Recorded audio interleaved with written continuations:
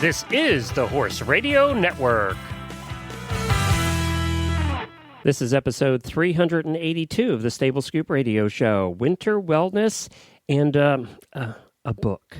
Please support our sponsors as they make this show possible.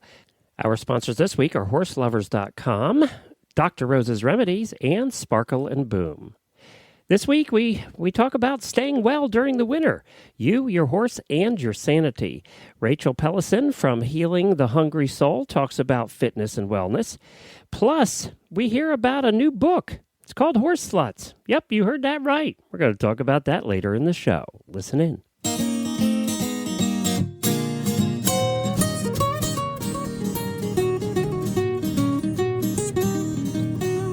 Welcome to the Stable Scoop, with weekly shows delivered right to you.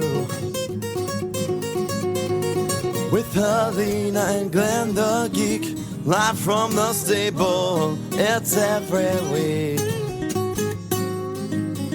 They bring you the news through hail or high water, while using their tails as their own fly swatters. So sit on down and laugh till you poop, cause it's time again for Stable Scoop. Stable Scoop. Stable Scoop. Stable Scoop. This is Glenn the Geek.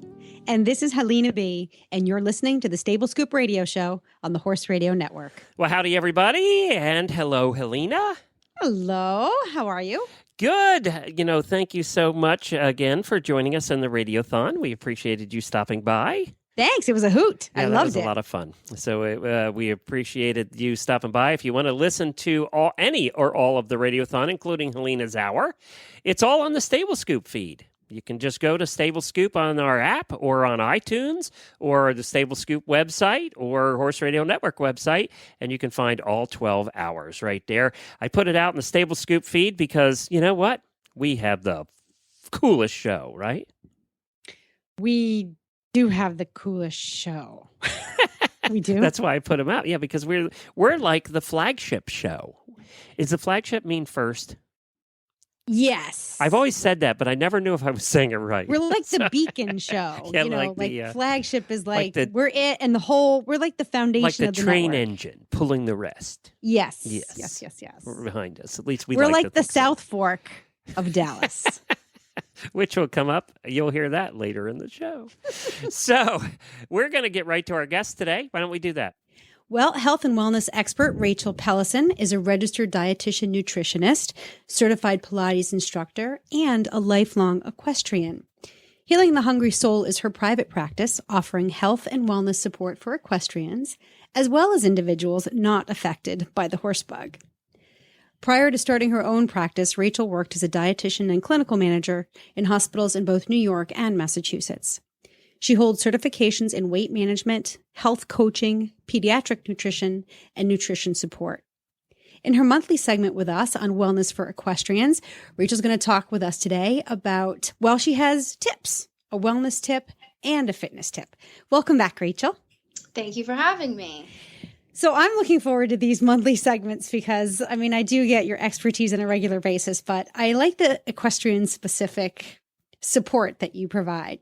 What are we going to talk about today?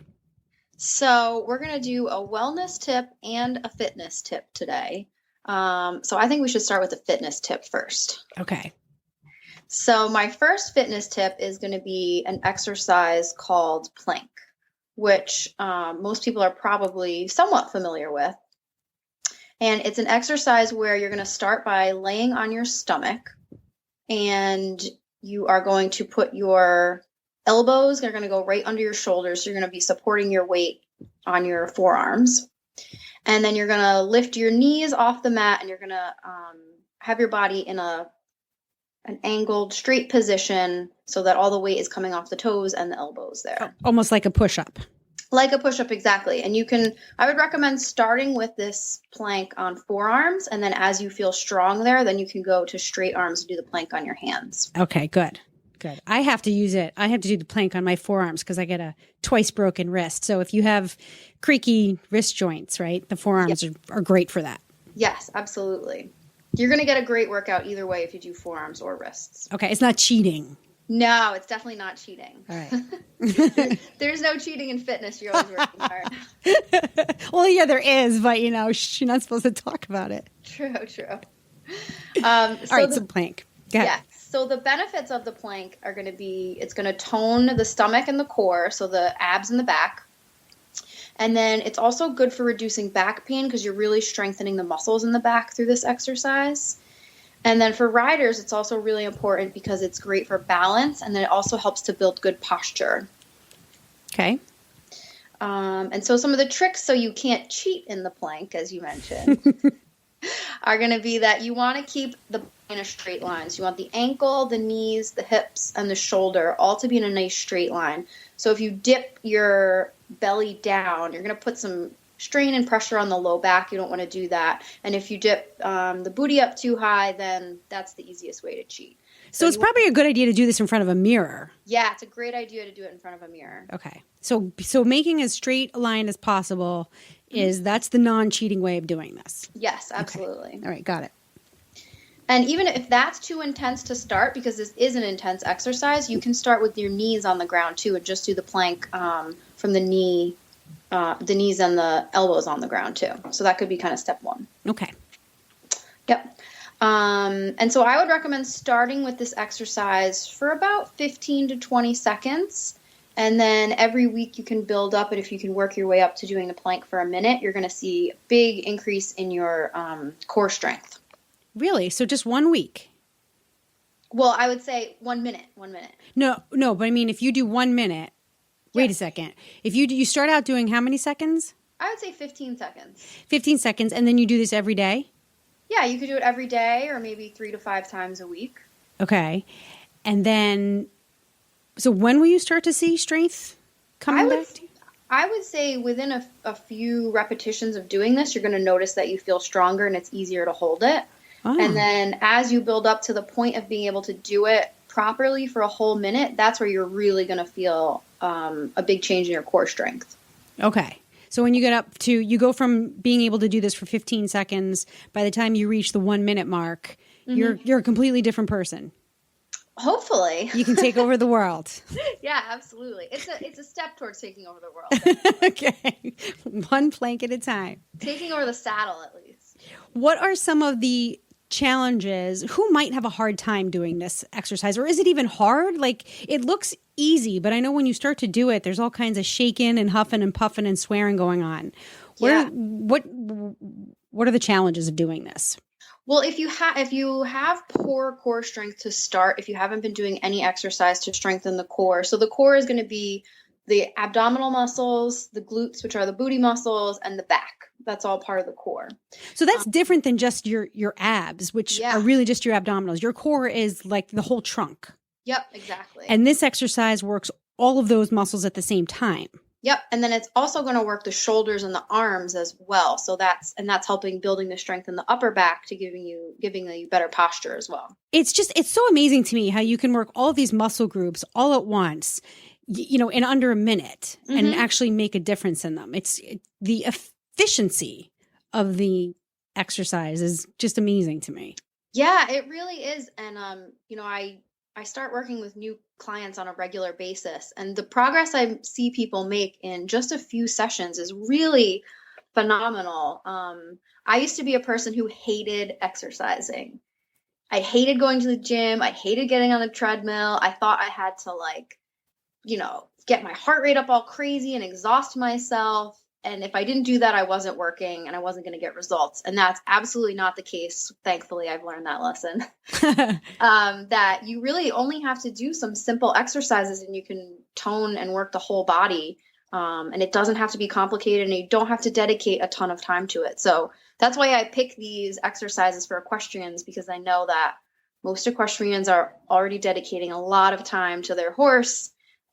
So I want to give you exercises that are going to be really efficient and aren't going to add on to that time. Oh, I love that. And we so appreciate it too. It's, anything you could do. You don't like you said, you don't have to go over the top in your exercise program, but any little thing that you can squeeze in is going to benefit you. And if you can use something that's as efficient as the plank or the tips that Rachel's going to be giving us going forward, it really does make a difference in the saddle. I'll tell you, it makes a difference all over, but I can definitely attest to this, and I'll say it every month until you get sick of hearing me say it. It really does make a difference when you're in the saddle.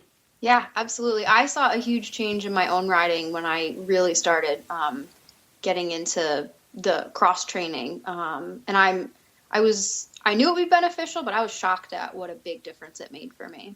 Yeah. All right. So everybody, I think you should try this.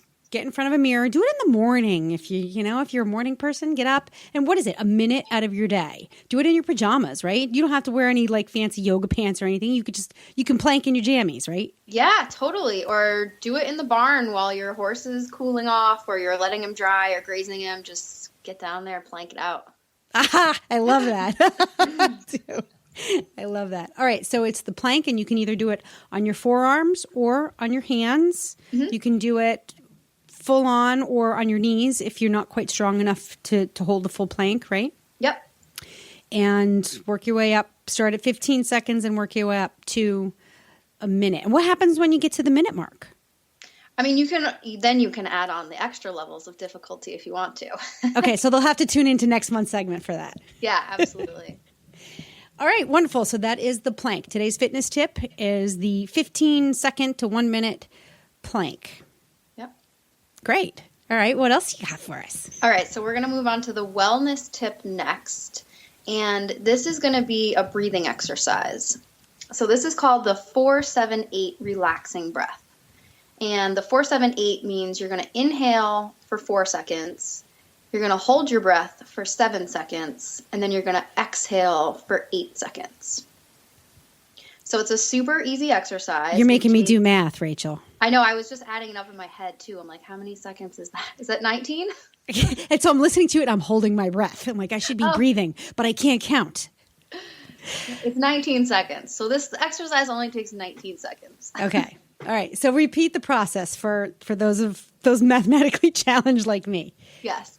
So you're going to inhale for 4 seconds. Okay. Then you're going to hold your breath for 7 seconds. And then you're going to exhale for 8 seconds. Okay. I've done something like this in yoga. You basically take a really deep breath in. Yep. You hold it. And then you exhale every last teeny bit. Yep. Out of your lungs. So 4, 7, 8. Mm-hmm. Okay, now it's easy. I got it. Yep. And what does this do? So the benefit of this breathing exercise is that it is a really simple, effective way to reduce stress. So by just focusing on relaxed, deep breathing, you actually lower your stress hormones, you lower your blood pressure, lowers your heart rate. And if you find yourself in a situation where maybe you're getting a little irritated with your horse and they're not doing what you want, this is a great time to take a little pause, do this relaxing breath just for 19 seconds, and then you can go back, and I'm sure your horse will really appreciate that you have calmed yourself down a little bit. Okay, so again, you do the 4, 7, 8, but you do it for a cumulative time frame of 19 seconds. Yeah, the whole process of doing the exercise one time will take 19 seconds. Oh, oh my God. See, I told you I was challenged. 4 plus 7 plus 8 equals 19. Yeah. I get a gold star. You do. You get a gold star. So I find that when I have to do these types of breathing techniques, I do need to do it 2 or 3 times to get the full benefit. Yes. So if you're still feeling a little antsy, right, after the first 19 seconds, go for 38. Yes. Okay. I'm a little slow on the uptake, but I do always get there. Go ahead. You can repeat this, obviously. 1 time is good. 2 times is great. If you do it 3 times in a row, that's even better. And you can do it for a couple minutes if you need to. And the more you do it, the more effect you'll get from it. What is the what's the biology behind, or the physiology behind the technique? How does the actual exhale, or the exchange of oxygen and carbon dioxide, how does that affect your body chemistry? Yeah, so you're getting into the part of the brain that controls breathing, heart rate, stress hormones is all controlled by, I call it the animal brain. So it's the part of brain that's really ancient. It's the part of the brain that all animals have, even down to the lowest level. And it's the part of the brain that is programmed for survival. So we have to breathe to survive. We have to have our heart going for survival. So that part of the body is programmed strictly for survival. And when you give that part of the brain the message that you're safe, so you're breathing slowly, maybe you do this with your eyes closed, it tells that part of your body that you're safe. And so it doesn't need to release stress hormones. It doesn't need to raise your blood pressure. There's no saber-toothed tiger chasing you that you've got to run away from. So this little really easy breathing exercise tells the animalistic part of your brain that you're safe and it doesn't have to worry, and that you can relax and just be calm. So you're essentially resetting the feedback loop. Exactly. Okay. So Yeah. you're literally manually overriding the feedback of stress by forcing a calm breathing, which then sends a new message to your brain that it doesn't need to respond with all these stress hormones. Yeah, absolutely. And there's some natural horsemanship techniques. I'm by no means an expert in natural horsemanship, but I know there are some techniques where you ask a horse to do a certain exercise and then you stop and you let the horse just stand there until they completely relax. And they'll usually take like a big breath. Mm-hmm. And so that's the same technique we're using for us that we use with the horses. So they just go, oh, okay, I'm safe. So I don't need to have fear. I don't need to have my heart racing. I don't need to be sweating, all those kinds of things. So it's tapping into the same technique for the horse's animal brain and the human animal brain. I love the concept of animal brain because it makes a lot of sense. It's a very basic shared mammalian feature. It's our animal brain. Yeah. But we don't think of ourselves that way. It's rare that we strip all of our humanness down to its very basic animal instincts. And so when we do that, I think that's the place to start when you're trying to correct some of this stuff that gets layered on our psyches and stresses us out, right? Yeah, definitely. Sometimes as the modern equestrian or the modern human in general, we get really caught up in a lot of things that our body and our brains have not been programmed to do for, the last 5,000 years. The way we operate now is very different than the way we operated even 200 years ago. So it's really good to just tap back into those basic survival instincts and basic brain programming and to get yourself back to a calm, centered place. So that actually brings me to my next question. We're sort of running out of time here, but I really want I want to get your opinion on this. The combination of fitness and wellness, it seems to go very tightly hand in hand. And this is something that you really believe strongly in. You can't just have one without the other. What have you found in your experience that really proves that to you, that makes you so passionate about combining those two parts of the holistic approach to being healthy and happy? Yeah.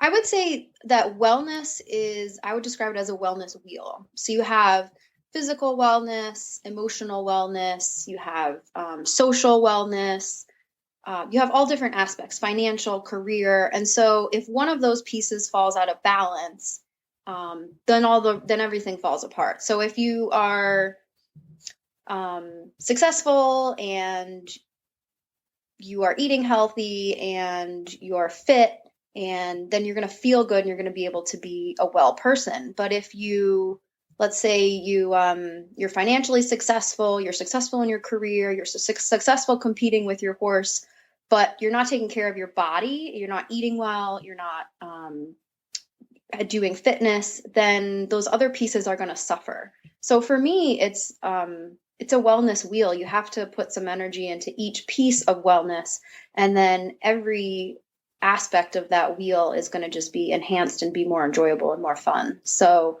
I like to combine, all pieces of it to get the total package. Harmony. I like it. To make you feel good. Yeah.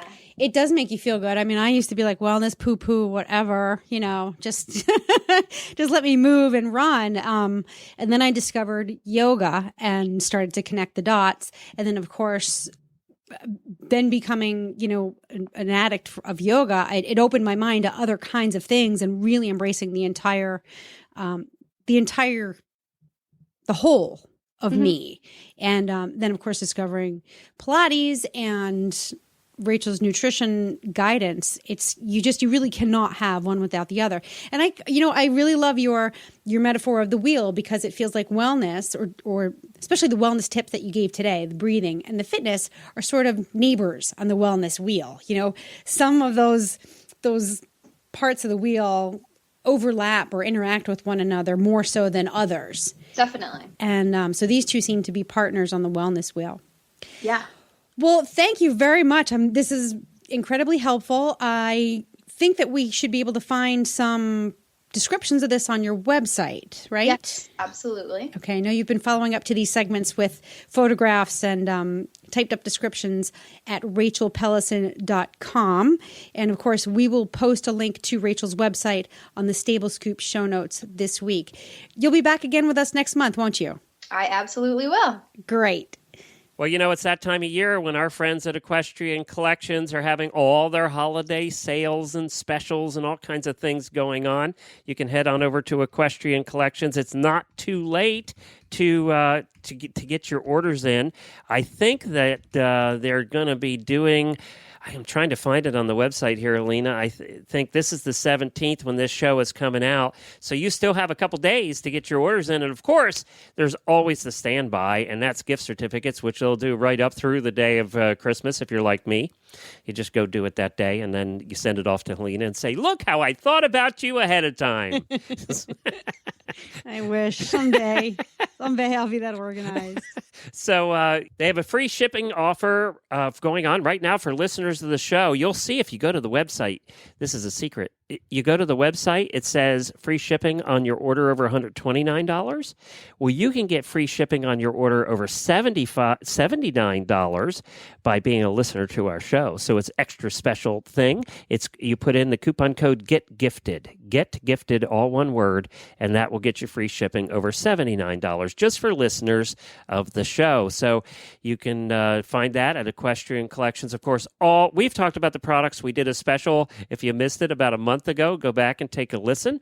We did a whole special on our picks for the holidays, and you'll find that in the stablescoop.com website or on our app under Stable Scoop.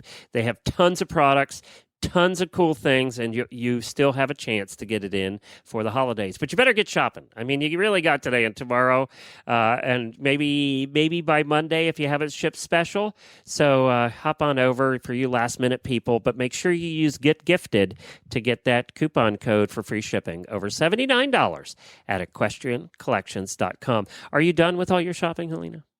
Have not even started it. Well, we don't do presents. Oh, that's right. You don't, so that's good. Well, actually, that's not true. We do one small gift. We don't do solstice. a lot anymore either. For solstice. It's so ridiculous. I absolutely hate the commercialism of Christmas. Hate it. It's gross. And it just is so counterintuitive to what Christmas is about. So we do one small holiday gift, and that's it. Yeah, we don't do a lot. You know us. We're more into experiences than stuff. Yes. So, that's kind of, we'll have off between Christmas and New Year's like we always do. We close down the Horse Radio Network for that week and put out best of shows. And, we just enjoy hanging around and being with our horses and taking little day trips. And we'd rather spend our money on that kind of thing. Yeah, agreed. Although my computer was acting up so much today, I almost threw it out the window. So I almost was buying a new computer for Christmas. But we've all had those days with our computers too. Well, coming up next, we have our Tack and Habit segment, and we have something I don't think we've ever done, Helena. And in all that we should have maybe sometimes, but I don't think we've ever done in 382 episodes a disclaimer that if your kids are in the car and you're listening in right now and you don't have your earbuds in, you might want to listen to this part a little later because we're talking about a book that has an interesting name, and you might just want to. You do want to listen, trust me, but maybe a little bit later when the kids aren't around. Yeah. So let's go into our Tack and Habit music.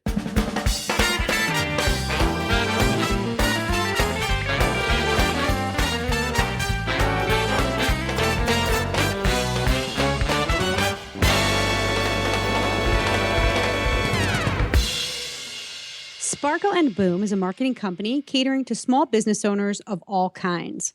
Our goal is to help you add some sparkle to your marketing in order to get some boom in your bottom line. We've been working with equestrian businesses for, the better part of 11 years. And we've helped all kinds of business owners get the word out about their business, whether it be through website development and design, print advertising, public relations, or just some consulting support. Log on to our website at sparkleandboom.com to find out how we can help you. That's sparkleandboom.com. Well, our guests today for the Tack and Habit segment are two ladies. Candace Wade and Penny Langley are coming on. They're the authors of a new book called Horse Sluts. Yep, you heard that right. It's called Horse Sluts, and I've been waiting to say this for 8 years on the air. So we're going to have them on, and something tells me we're going to have a good time. Well, hi, Candace and Penny. How are you? Hello, Glenn. We're delighted to be here. We're terrific. I've never, ever in 4,200 episodes been able to say we have a couple of horse sluts on with us today. Now I can cross that off my bucket list. We hope that this is the beginning of a long relationship. Oh, there you go. We strive for audacity and unique, so here we are. I have to look those words up. So let's start with you, Candace. The book is Horse Sluts. We're, of course, talking about a perfect book to get for the holidays, but who is it perfect for? Anybody who can read, but if you really want to focus, it would be more for older riders, people that used to ride and came back to it or hadn't ridden. Penny and I took up horseback riding in our 40s. And it's really just to encourage anybody to get out there and claim your yeehaw. What do you think, Pen? Oh, yeah. If anybody who has a passion for something, who's always wanted to try something and has that thing in their head that they're too old or they don't have enough time to do it, you do. Get out and do it. Just do it, as Nike says. So this and is not the It doesn't matter if you only had one leg. You can do it if you only have one leg. So this is not the 50 Shades of Grey for horse people. No. Oh, okay. Not. All right. No. Just checking. We're way too colorful for gray. And, and if you see the cover and it's all very pink, you could tell that we're not the gray type. So I have a question. Is Helena a horse slut? Because I really want to know. Well, I don't know. What Is there would a you test? do to ride a horse, Helena? Well, what would I do to ride a horse? Yes. Yeah, I'm a horse slut. Okay. And the other thing, too, which really makes us horse sluts is that Penny and I, neither one of us own a horse. So we are always looking for something to throw our leg over. And if we'll clean stalls, we'll be your best friend. We do windows. Anything to find a horse to ride. These two are intentionally setting me up. They really are. They're intentionally setting me up. So Kiko. You never do such a thing as Penny, that. what are you willing to do to get a horse under you? Well, it's fun. What haven't I done? We went riding with Kenny at Big South Fork. I mean, read that and see what haven't we done. I mean, You know what's funny? True. I just had that song in my head the other day. I was sitting here working at my computer, and out of the blue, I started humming the Dallas theme. I'm like, what? Where's that coming from? So, and I could fit right into that lifestyle right there. I could. How did Penny, you guys? we were. Wait, Penny, tell them the title of the chapter that is about Big South Fork and riding with Kenny. He doesn't have any nipples. That's the name of the chapter. He doesn't have any nipples. Yes. Yes. Now you have to read it to find out what that means. It's a teaser. Do you love it? Dude, I don't even know what to do with that, Glenn. Here, you can reminisce a little. Hello, Glenn. Hello. Oh my God. I think he just That was just a timer where they're deep. Oh, it's Dallas. It's Dallas. Oh my God. We were riding at Big South Fork one time. You were How many riding at episodes South Fork? What? Did you say you were riding at South Fork? I know. No. Oh, no, we were riding at Big South Fork one time, and there were four of us. It was Bill, Candace, Bill's her husband, myself, and Larry, who owns Southeast Pack Trip. So we're riding along. Well, this huge storm blew up, and it's lightning, thundering, raining, and we put our slickers on, and we tore out toward the house, and we're all cantering along the trail, and all I could hear was the music from Bonanza. I could even see the riders and the flickering fire as it ate up the mat. It was fabulous. Yes, absolutely.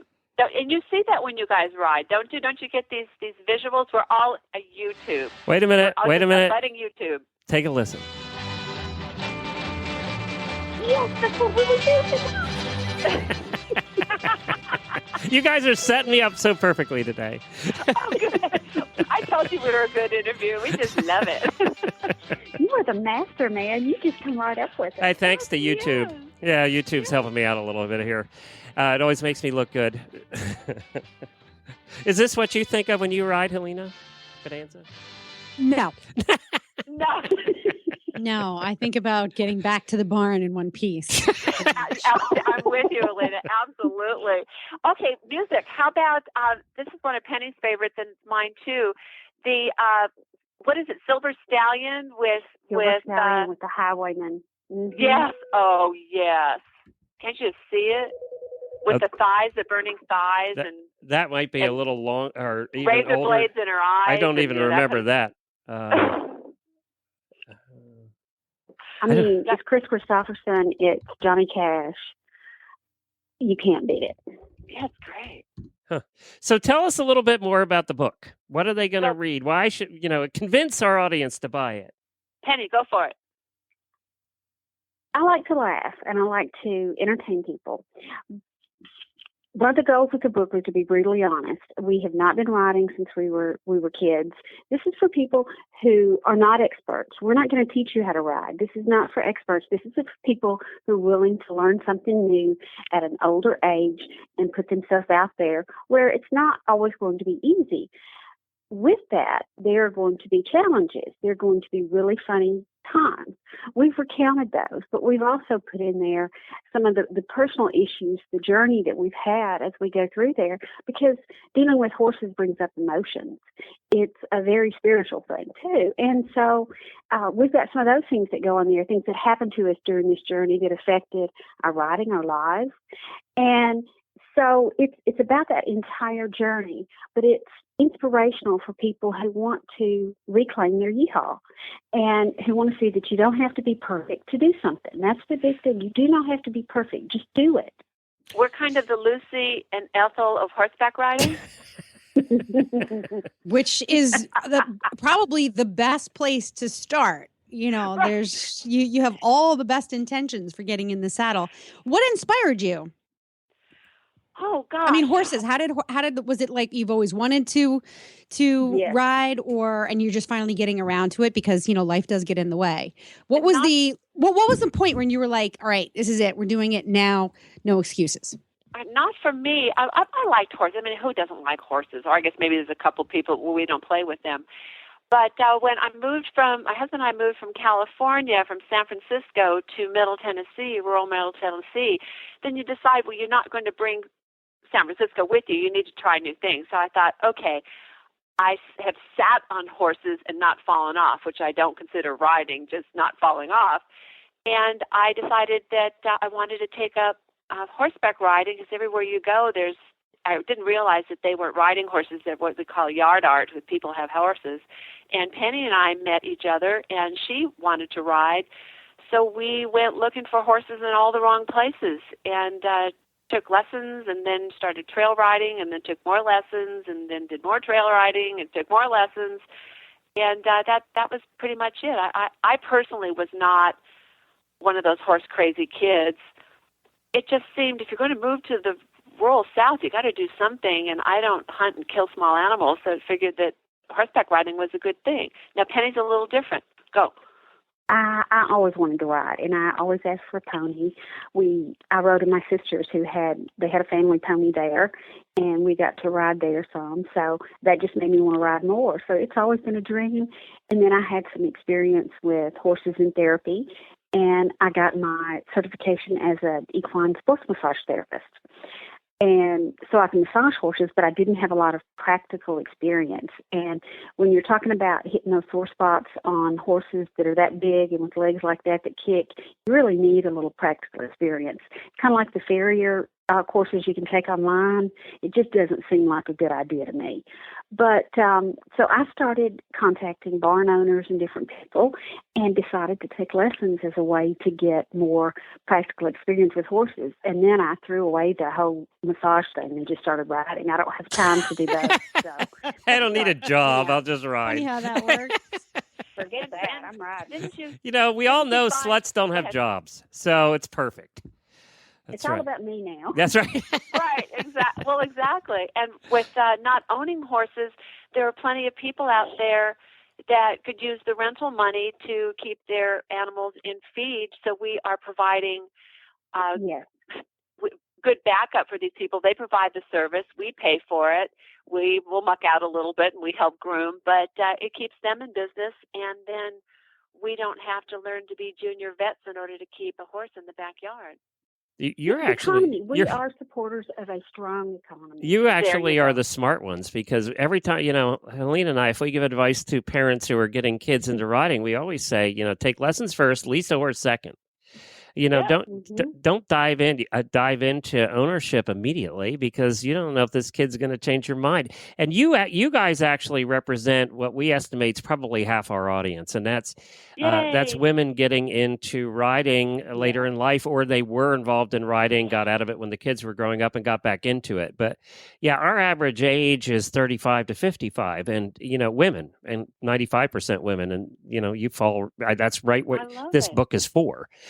And what we found is we have our Horselet Facebook, and have been reaching out to the cosmos, and we are meeting the most amazing people. But you are correct, Glenn. It's mostly women all over the country, and then they'll say, "Well, come out and go riding with me," or "Where do you ride, and when are you going? Because we want to go too."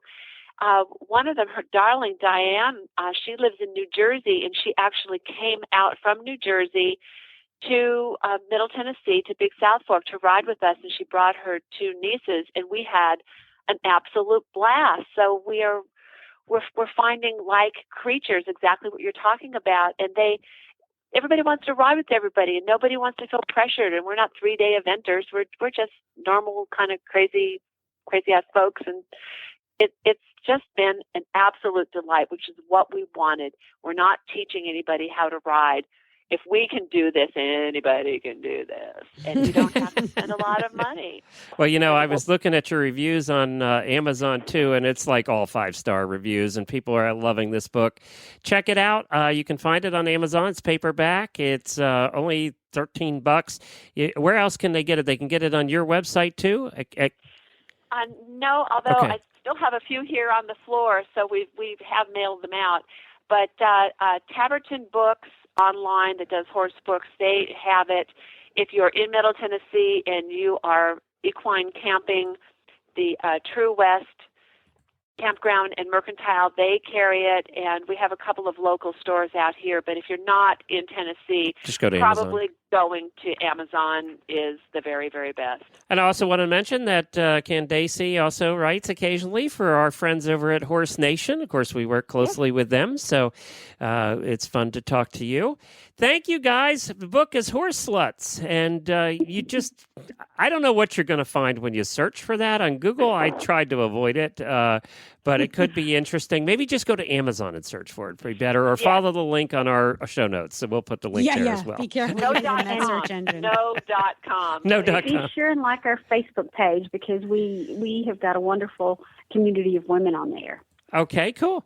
Very good. Thank Is it just so Horse Sluts on Facebook? Oh, yep, it is. It's just Horse Sluts on Facebook. And apparently right now there's a couple hundred horse sluts. So, yeah. 101. You need they just don't want to admit it. You need a little badge that they can put on their Facebook page that says, "I'm a horse slut." That's awesome. Perfect. Actually, you need to make the kind that you can actually put on your clothes too. There you go. Yeah. As or a my bumper dirty sticker. Boots and, my dirty boots and breeches weren't enough. You need a bumper Where sticker. are you both? Where are you? I'm in Ocala, Florida, and Helena's in Rhode Island. Oh, Well, we'll be right out there. You have riding, obviously, so we need to do a sledding trip. That's right. Yes, ma'am. Well, You're within driving half the horse people in the country are descending on Ocala right now. So, Exactly. so we'll see you over the winter. Thank you, please. ladies. Thank you, guys. Thank you so much. All right. Thank you. Merry Christmas. Have a wonderful holiday. You Thank too. you. Thanks. Bye-bye. Well, coming up next week on all of our shows, we have our annual tradition, and that's the All Hosts episode. So you want to listen in. We always have a good time. Reese and Philip will be there. Helena's going to be there. Coach Jen, Debbie Laux will be there. I'll be there. Who am I missing? Oh, Dr. Wendy will be there. So it's going to be a good time. You'll definitely want to listen to the next week's show. And, of course, we put that across all those shows. Because it's just, I don't know how that tradition started. How did that really start? That's a good question. I think it started because we all had these really busy schedules and we all couldn't record our shows that week because everybody was traveling for the holidays. So we ended up doing just one. And it was getting all the hosts together. And it was such a huge hit. And it was so much fun. We decided to make it a tradition. And I think, too, the hosts back then were saying, look, we never get to talk to each other. You know, all the hosts for the different shows That's never got true. to talk. And so it was kind of a fun way for them all to get to talk to each other, too. That is true. Yeah, so you're right. I think that's how it actually, and then it became a thing. So now it's a thing. So now we do it. Which is pretty much how everything we do here at Yes. HRN goes. It's true. The good stuff, we don't invent it. It just happens. Right. And that's that's how it stayed. All right. Thank you, everybody. We enjoy the enjoy the All Hosts episode. See, we're tired. Enjoy the All Hosts episode next week. Have a very Merry Christmas and Happy New Year. And we will be back here with a brand new episode for you of the Stable Scoop Show for you in the beginning of January. And I think then we're heading into our 9th year, something like that. Whew. Yeah. God, I can't believe it's been that long. No. Really. And we're not any younger than we were when we started. Isn't that amazing? But we are better looking. Thanks, everybody. Merry Christmas. Hey, how about a little Christmas Times to Come in Templeton Thompson? Works for me. Happy holidays. Can't you hear those bells? Can't you hear those bells? Can't you hear those bells?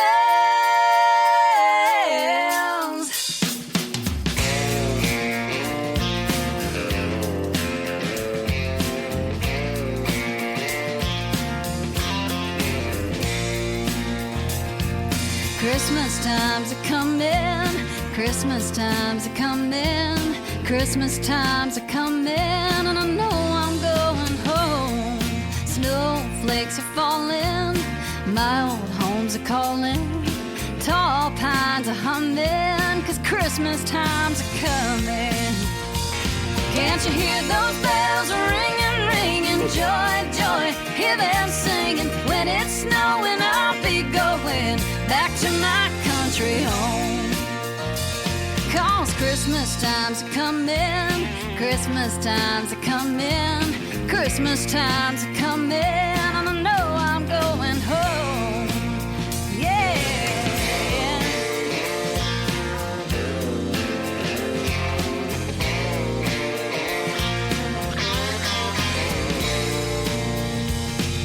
Holly's in the window, home's where the wind blows. You can't walk for running, 'cause Christmas time's a coming. Can't you hear those bells ringing, ringing, joy, joy, hear them singing, when it's snowing I'll be going back to my country home. Yeah.